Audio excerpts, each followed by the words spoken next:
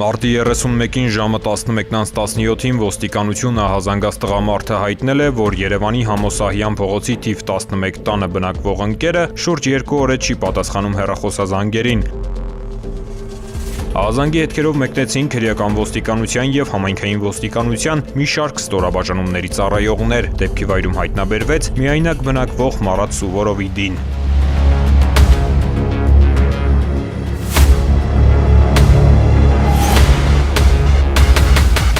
54-ամյա տղամարդու ոտքերը ձեռքերը կապված էին։ Մարմնի տարբեր մասերում կային մի քանի տասնյակից ավելի կտրած ծակած վնասվածքներ։ Դին գտնվում էր ննջարանում, հատակին, որտեղ ամբողջությամբ անանման հետքեր էին։ Մարատ Սուվորովի տան դուռը բաց էր։ Տունը խառնշտված էր։ Ակնհայտ էր, որ գործ ունենք առանձնակի դաժանությամբ և շահադիտական դրդումներով սպանության հետ։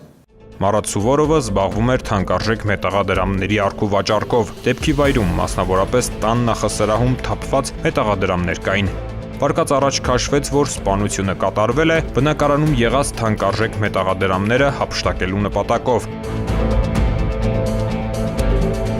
Քրեական ոստիկանության գլխավոր վարչության, Երևան քաղաքի վարչության մարդու դեմ ուղղված հանցագործությունների դեմ պայքարի բաժնի ծառայողներն անցան օպերատիվ հետախուզական ծավալուն միջոցառումների իրականացմանը, որոնք արդյունք տվին դեպքից ընդամենը ժամեր անց։ Առանձնապես ծանր հանցանք կատարելու կասկածանքով մեր տեսադաշտում հայտնվեցին 4 անձինք։ Պարզեցինք, որ Երևանի բնակիչներ 58-ամյա Վահրամ Ան և 35-ամյա Արամ Օն դեռևս 2024 թվականին ամռանը Մարատ Սուվորովին են փոխանցում հափշտակված մետաղադրամներ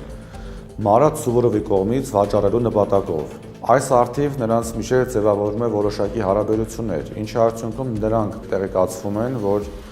Մարատ Սուվորովը իր մոտ մշտապես պահում է թանկարժեք մետաղադրամներ։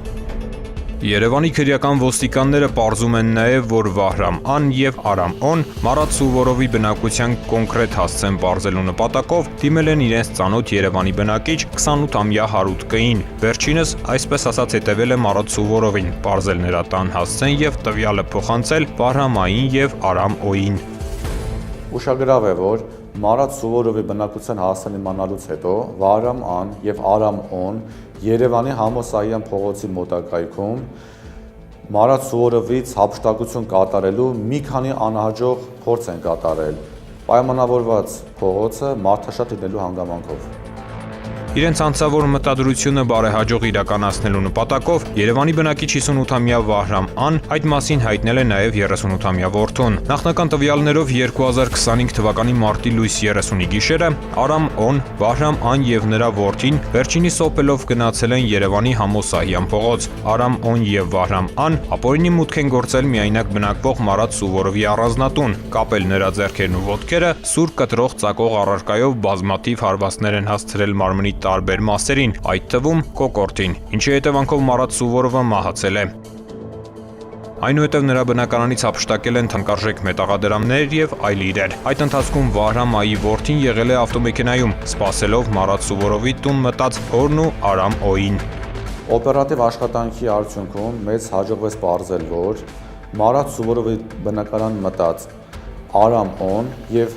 բնակության վայրը պարզած Հարութ Կն դեպքի հաջորդ օրը 2025 թվականի մարտի 31-ին մեկնում են Տավուշի մարզ ՀՀ սահմանը հատելու և գողունը Հայաստանից դուրս իրացնելու նպատակով։ Սակայն չեն հասցնում դա անել,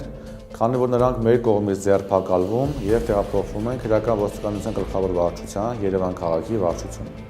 Արամ Օ-ի անձնական խուզարկությամբ հայտնաբերվել է Մարատ Սուվորովին պատկանող դրամապանակը, Գրիգոր Նարեկացու պատկերով ոսկյա շքանշան և մի քանի տասնյակ արծաթե ու բրոնզե մետաղադրամներ։ Հետագա միջոցառումների արդյունքում պարզվել է նաև Վահրամ Այի և նրա որդու գտնվելու վայրերը։ Նրանք ևս հայտնաբերվել ու ձերբակալվել են։ 4-ն էլ ներկայացվել են Արաբկիր վարչական շրջանի քննչական բաժին։ Արամ Օ-ի և Վահրամ Ային ներկայացվել են մի խումբ անձանց կողմից շահադիտական դրդումներով առանձնակի դաժանությամբ սպանություն և բնակարան ապօրինի մուտք գործելով ավազակություն կատարելու մեղադրանք։ Վահրամ Այի որդուն և Հարութ Կ-ին ներկայացվել է բնակարան ապօրինի մուտք գործելով ավազակություն կատարելուն հանցակցելու մեղադրանք։ 4-ն էլ կալանավորվել և տեղափոխվել են քրեակատարողական հիմնարկներ։ Նախաքննությունը շարունակվում է։ Ծանուցում ենթադրյալ հանցանքի մեջ կասկածվողը կամ մեղադրվողը համարվում է անմեղ, քանի դեռ նրա մեղավորությունը ապացուցված չէ Հայաստանի Հանրապետության քրեական դատավարության օրենսգրքով սահմանված կարգով՝ դատարանի օրինական ուժի մեջ մտած դատավճռով։